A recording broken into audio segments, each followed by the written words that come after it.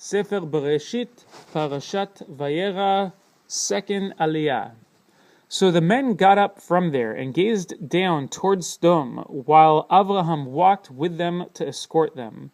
And Hashem said, "Shall I conceal from Avraham what I do?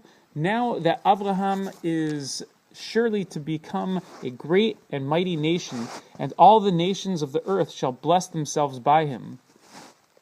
For I have loved him, because he commands his children and his household after him that they keep the way of Hashem, doing charity and justice, in order that Hashem might then bring upon Avraham that which he had spoken of him."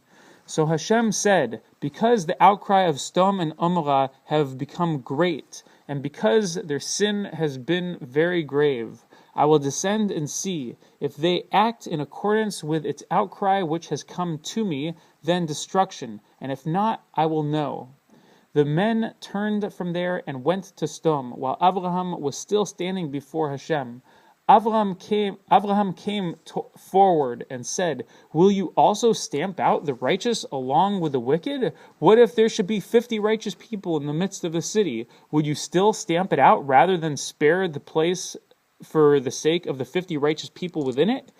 It would be sacrilege to you to do such a thing, to bring death upon the righteous along with the wicked. So the righteous will be like the wicked.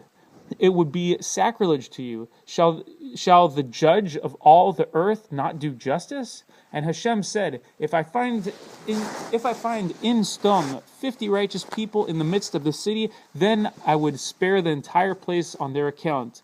Avraham responded and said, "Behold, now I desired to speak to my Lord, although I am but dust and ash. What if the 50 righteous people should lack 5? Would you destroy the entire city because of the 5?